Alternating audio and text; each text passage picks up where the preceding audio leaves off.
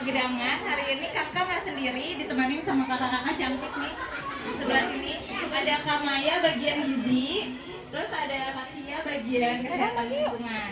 Ya, jadi hari ini kita ada kegiatan penyuluhan ya, penyuluhan kesehatan dari Puskesmas. Tapi sebelum dilakukan penyuluhan, hari ini ada pengisian pretest dulu sama adik-adik ya. Nah, isinya itu sebisa kalian, jawabannya boleh disilang. Yang menurut kalian jawabannya paling benar.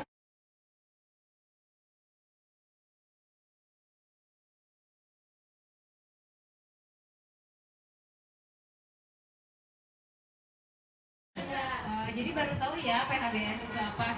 Nah, jadi kita nonton video singkat tentang PHBS biar adik-adik tahu nih sekilas tentang PHBS itu apa sih. Mau ya nonton video bareng? Oke.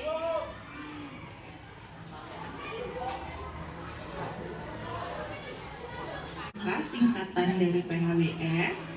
PHBS adalah perilaku hidup bersih dan sehat. Perilaku hidup bersih dan sehat di sekolah adalah perilaku sehat yang dilakukan oleh setiap siswa, guru, penjaga sekolah, petugas kantin yang dengan kesadaran untuk mencegah penyakit. Ada 8 indikator PHBS di sekolah. Indikator yang pertama yaitu mencuci tangan di air mengalir menggunakan sabun. Tahukah kamu, mencuci tangan dengan air mengalir dan menggunakan sabun dapat bermanfaat untuk membunuh kuman penyakit yang ada di tangan. Ada 6 langkah cuci tangan yang baik dan benar menurut WHO. Kita simak videonya ya. 6 langkah cuci tangan. Basahi kedua tangan terlebih dahulu dan gunakan sabun secukupnya. Ratakan sabun dengan menggosok kedua telapak tangan. Gosok kedua punggung tangan secara bergantian. Gosok sela-sela jari tangan. Gosok bagian dalam jari dengan posisi jari tangan saling mengunci. Gosok dan putar ibu jari bergantian. Gosok memutar ujung jari tangan secara bergantian. Bilas dengan air mengalir. Keringkan dengan tisu atau handuk. Kemudian matikan keran dengan tisu atau handuk yang sudah digunakan. Indikator yang kedua yaitu jajan di kantin atau warung sekolah yang sehat. Berikut ini merupakan kriteria kantin sehat di sekolah. Indikator yang ketiga, membuang sampah pada tempatnya. Buang sampah pada tempatnya bertujuan agar lingkungan sekolah terjaga kebersihannya. Jenis sampah ada 3 loh. Yang pertama ada organik, yang kedua anorganik, dan yang ketiga B3. Indikator keempat mengikuti kegiatan olahraga di sekolah. Tahukah adik-adik salah satu tujuan berolahraga yaitu untuk memelihara kesehatan fisik dan mental agar tetap sehat dan tidak mudah sakit. Indikator kelima menimbang berat dan mengukur tinggi badan. Berikut ini merupakan tujuan mengukur berat badan dan tinggi badan setiap bulan. Indikator keenam, tidak merokok. 3 zat berbahaya pada rokok yaitu nikotin, tar, dan karbon monoksida. Bahaya merokok yaitu menyebabkan penyakit paru, jantung, kanker, dan lain-lain. Indikator 7, menggunakan jamban sehat. Adik-adik, berikut ini merupakan kriteria jamban sehat. Indikator ke-8, memberantas jentik nyamuk. Tahukah kamu cara mencegah penyakit DBD yaitu dengan PSN 3M, menguras, menutup, dan mendaur ulang. Cara memantau jentik. Yang pertama, gunakan senter untuk memantau keberadaan jentik. Yang kedua, jika ditemukan jentik di sekolah, warga sekolah harus segera melakukan pemberantasan jentik dengan PSN 3M. Kemudian melaporkan hasil pemeriksaan jentik ke petugas puskesmas. Pemantauan jentik dilakukan setiap seminggu sekali. Adik-adik bisa mendapatkan materi tentang edukasi ber-PHBS loh. Linknya ada di sini ya.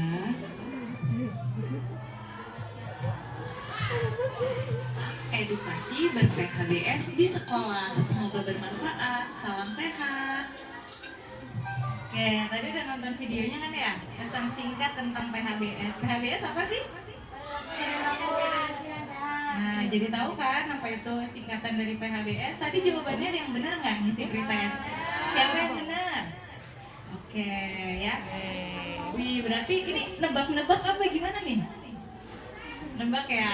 Oke, jadi adik-adik udah tahu kan setelah melihat pesan singkat tentang PHBS, jadi PHBS itu merupakan singkatan dari perilaku hidup bersih dan sehat.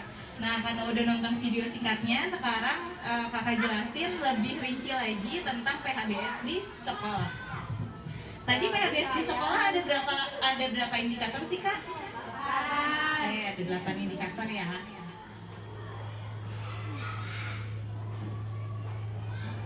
Terus kalau cuci tangan ada berapa langkah? Gerakannya pada ingat nggak? Enggak. Nah, di sini kakak akan menjelaskan tentang perilaku hidup bersih dan sehat di sekolah. Nah, apa itu PHBS? Jadi PHBS merupakan kebiasaan atau perilaku sehat yang dilakukan oleh setiap siswa, guru, penjaga sekolah, petugas kantin, orang tua siswa, dan lain-lain dengan kesadarannya untuk mencegah penyakit, meningkatkan kesehatannya, serta aktif dalam menjaga lingkungan sehat di sekolah secara mandiri. Jadi semua orang yang berada di sekolah harus ikut dalam melakukan PHBS. Tujuannya apa? Yaitu untuk menjaga lingkungan sehat agar terhindar dari penularan penyakit. Nah, di sini ada alasan kenapa sih kita itu harus melakukan PHBS di sekolah. Yang pertama, agar terlindung dari berbagai gangguan penyakit.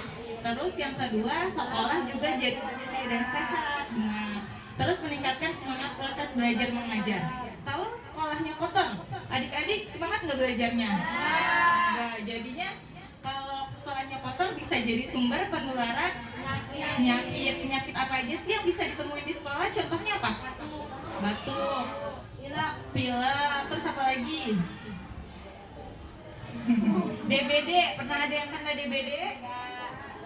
Enggak. Oke, terus kalau sekolahnya, siapa di sini yang selalu jadi juara kelas? Ada nggak? Wih, tepuk tangan. Nah, di sini ada indikator PHBS. Tadi ada berapa? 8. Ya, jadi indikator PHBS di sekolah itu ada 8. Yang pertama, mencuci tangan di air mengalir menggunakan sabun. Yang kedua, ada kantinnya nggak? Ada. Kantinnya kantin sehat nggak? Sehat.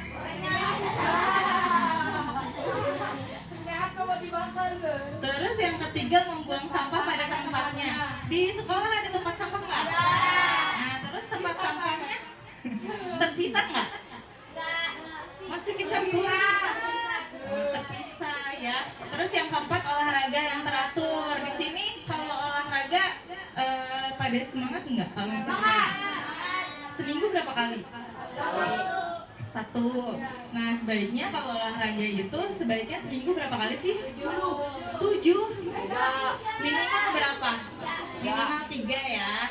Nah, kemudian menimbang badan dan mengukur tinggi badan setiap bulan. Terus adik-adik tahu nggak sih cara mengukur badan sama nimbang badan itu gimana? Nggak tahu, nanti kita belajar bareng-bareng ya. Terus yang keenam, tidak merokok di sekolah. Di sini ada yang merokok? Siapa? Jangan ya. Terus yang ketujuh, memberantas jentik nyamuk. Tahu nggak sih jentik itu apa? Yang kata kecil-kecil yang dair itu. Ah iya, ditemuinnya di mana? Di genangan Genangan air. Nah, terus yang kedelapan, menggunakan jamban yang bersih dan sehat. Salah satu kriteria jamban sehat apa sih? WC. Harus ada apanya? Septic tank ya. Jadi salah satu kriteria jamban sehat yaitu harus ada septic tanknya. Nah, di sini yang pertama, mencuci tangan dengan air bersih yang mengalir dan memakai sabun. Nah, manfaatnya apa sih? Membunuh kuman penyakit Ya, di tangan. penyakitnya apa aja contohnya? Ispa, cacingan. Iya, terus yang sekarang sekarang yang lagi pandemi apa? Iya, pandemi COVID. Ya, jadi cuci tangan pakai sabun dan air mengalir itu merupakan cara yang paling mudah agar kita tidak terkena penyakit. Ada berapa langkah tadi? Berapa? 5 apa 6? Nah, ya. Nah, di sini ada 5 waktu. Kapan aja sih kita harus cuci tangan? Nah, nih ya, sebelum makan, sebelum nyiapin makanan, sebelum mengobati luka, setelah air buang, ya, dan setelah memegang hewan. Di sini ada yang punya hewan peliharaan? Nggak punya ya? Nah, di sini ada 6 langkah cuci tangan pakai sabun. Tapi biar gampang ingetnya, ini kita ada lagunya. Lagunya nadanya pakai balonku. Tapi nadanya balonku, tapi dirubah liriknya jadi 6 langkah cuci tangan. Kita nyanyi bareng-bareng ya. Gini. 6 langkah cuci tangan. Langkah 1 telapak tangan. Sambil diikutin. Langkah 2 punggung tangan. Langkah 3 jari. Langkah 4 kunci-kunci. Langkah 5 ibu jari. Langkah 6 kuku-kuku. 6 langkah cuci tangan. Ingat kan? Ingat gak? Kalau pakai lagu ingat gak? Ingat. Coba deh. 6 langkah cuci tangan. Langkah 1 telapak tangan. Langkah 2 punggung tangan.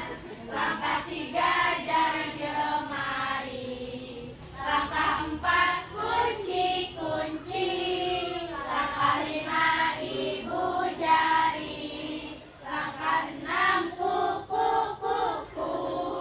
6 langkah cuci tangan. Boleh. Jadi nanti kalau cuci tangan kalian sambil nyanyi ya. Sekarang kalau cuci tangan, kemarin cuci tangan biasa aja kan, cuma digosok-gosok udah kan. Nah, nggak taunya ternyata ada berapa langkah sih cuci tangan? Ada 6 langkah. Nah, kalian harus ingat nih langkahnya apa aja. Nanti kalau misalkan lupa, pas lagi cuci tangan sambil nyanyi. Ya. Tapi setelah cuci tangan biasanya dikeringkannya pakai apa? Pakai lap. Biasanya pakai baju. Nah, itu sekarang nggak boleh ya. Jadi dikeringkannya harus pakai tisu ya. Oke, selanjutnya. Nah, yang kedua janjian di kantin sehat. Nah, kenapa sih kita harus makan makanan yang sehat? Karena kantin sehat, karena kalau kita makan jajanan sehat itu mengandung zat gizi. Contohnya apa aja? Ini bukan karbohidrat ya, tapi karbohidrat. Terus protein. Nah, terus kalau makanan yang dijual cukup bergizi, pasti kebersihannya juga terjamin, tertutup ya. Iya. Terlindung dari serangga-serangganya apa sih contohnya biasanya? Serangga tikus. Serangga tikus. Iya. Nah, di sini ada membuang sampah pada tempatnya. Sampah itu apa sih? Jadi sampah itu suatu bahan yang terbuang atau dibuang dari sumber hasil aktivitas manusia maupun alam. Nah, kadang sampah itu menjadi hal yang tidak berguna ya. Tapi sampah bisa didaur ulang. Contoh yang didaur ulang sampah apa? Sampah anorganik. Contohnya anorganik apa?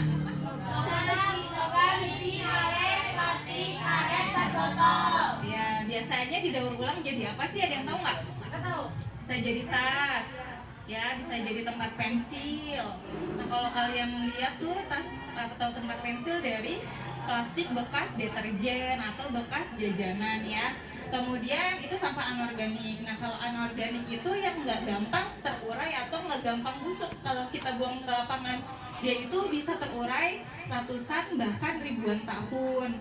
Nah, kalau contoh sampah anorganik itu ada sisa-sisa makanan, sisa buah-buah yang kita makan, sisa daun-daunan. Nah, kalau sampah organik itu sampah yang mudah terurai. Terus ada lagi satu lagi sampah B3, yaitu bahan berbahaya dan beracun. Contohnya batu baterai bekas ya, botol racun serangga dan lain-lain. Nah, jadi kalau sampah itu ada 3, sampah anorganik atau sampah kering, sampah organik atau sampah basah, satu lagi sampah B3. Tadi ada ya di soal ada nggak? Ada ya. Terus mengikuti kegiatan olahraga di sekolah. Tujuannya apa sih? Agar kita selalu bugar.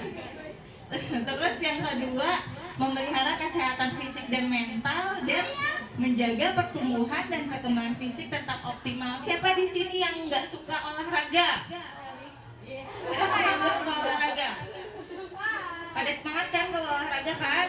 Paling suka olahraga apa? Voli, apa basket? Voli, bulu tangkis. Renang, ada yang suka renang? Nah, harus rajin olahraga ya. Supaya apa? Supaya berat badan kita terkendali, bentuk tubuh juga jadi ideal dan proporsional. Nah, terus di sini menimbang berat badan dan mengukur tinggi badan setiap bulan.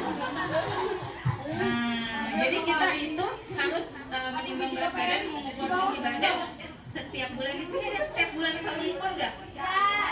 Nggak. Kalau mengukur setiap berapa lama? Kayak apa? Oh, pakai meteran. Nah, kita tuh ada alatnya namanya, kalau buat mengukur badan, tinggi badan namanya mikrotoa ya. Iya.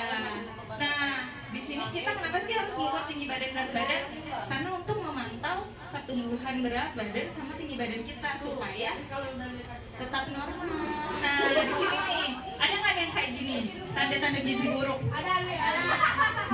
Sangat kurus ya, tulang iganya tampak jelas dan lain-lain. Terus ada juga tanda gizi lebih. Ada nggak di sini? Ya, berat badannya di atas normal, bentuk tubuhnya terlihat tidak seimbang, mudah lelah juga. Oke, selanjutnya ya. Nanti kita ukur ya berat badan sama tinggi badannya. Nah, di sini ada alatnya, ini timbangannya. Nah, ini alat buat mengukur tinggi badan, namanya mikrotoa, tapi nulisannya mikrotois.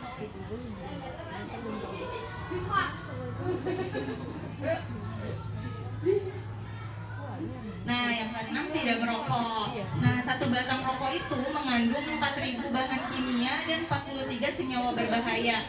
Tadi ada ya di soal ya, 3 zat yang paling berbahaya, tapi kecuali iya, jadi ada 3 adik-adik yang paling berbahaya. Apa aja?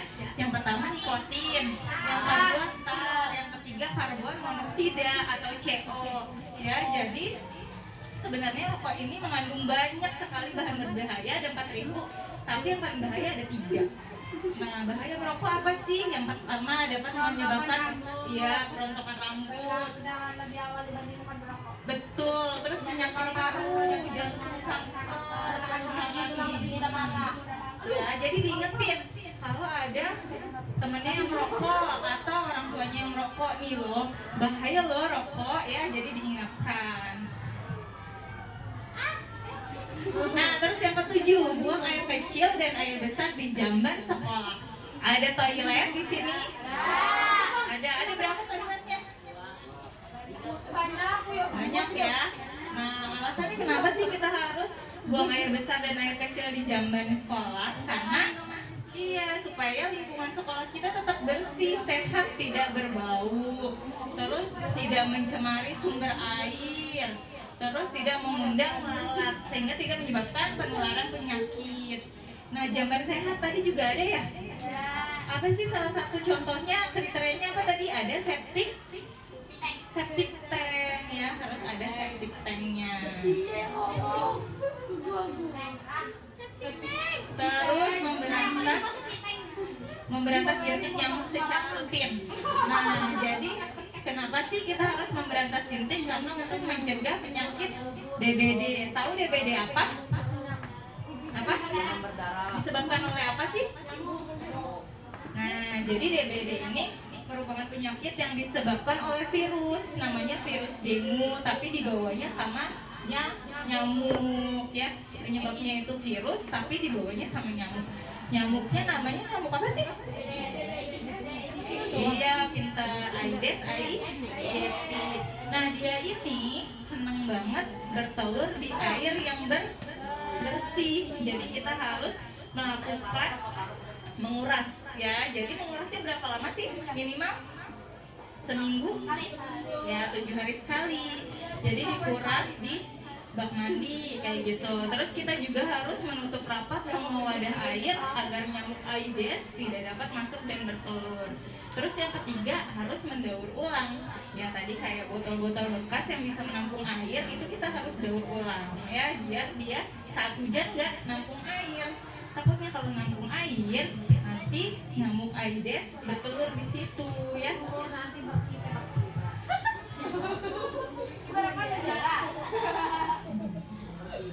Nah, selain ini 3M tadi, kita juga bisa pelihara ikan pemakan jentik. Namanya ikan apa sih? Ikan cupang. Kemudian kita juga bisa pakai lotion anti nyamuk atau menanam tanaman pengusir nyamuk ya, menggunakan kelambu dan menggunakan kawat nyamuk. Di sini ada yang suka pakai lotion anti nyamuk? Ada nggak? Nggak ada. Ya, itu contohnya. Nah, adik-adik di sini di sekolah suka ngelakuin pemeriksaan jentik nggak ke toilet? Enggak ya. Jadi sebaiknya dilakukan setiap 1 minggu sekali. Gimana sih meriksanya? Nah, meriksa jentik ini kita harus pakai namanya apa, senter. Kenapa sih harus pakai senter? Ada yang tahu nggak? Ya, biar kelihatan. Soalnya dia itu kalau kita senter, sorot pakai senter, dia itu nanti akan bergerak aktif ya. Terus kalau misalkan pas kita lagi meriksa nemu jentik, segera deh kita lapor ke petugas kebersihan sekolah supaya bisa dikuras ya airnya. Terus kapan sih kita harus meriksa jentik? Setiap berapa tadi? Setiap minggu. Setiap seminggu sekali. Oke. Nah, terima kasih. Sekian penyuluhan tentang perilaku hidup bersih dan sehat. Ada pertanyaan nggak? Nggak ada. Jadi ingat ya, ada berapa indikator tadi? Ada 8. Terus PHBS singkatan dari? Oke, 3 zat berbahaya pada rokok kecuali? Ya, yang 3 itu apa aja sih? Ya, oke, kayaknya udah pada pinter-pinter nih ya. Kalau udah gitu, berarti kita lanjut ke pengisian post-test ya. Ya, habis itu kita nanti belajar cara mengukur berat badan sama tinggi badan di sekolah. Oke?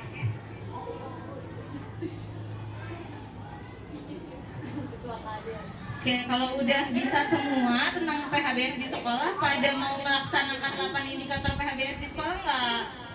Mau nggak? Mau melaksanakan nggak? Melaksanakan 8 indikator tadi? Mau nggak nih? Harus mau dong, harus mau ya.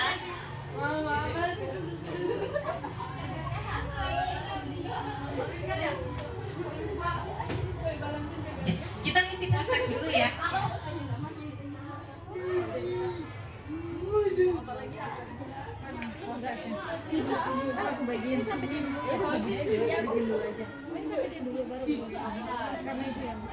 Tadi absennya udah muter ya?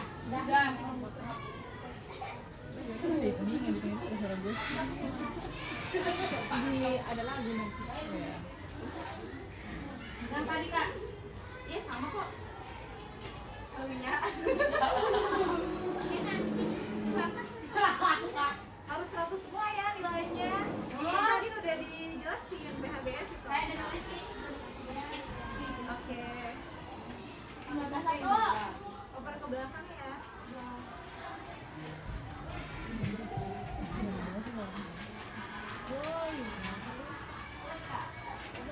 Ini yang belum dapat.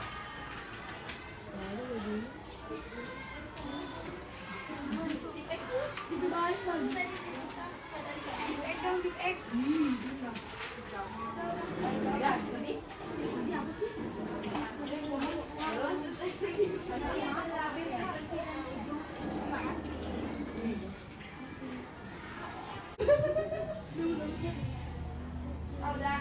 Dah? 100 semua nih kayaknya ya. Udah.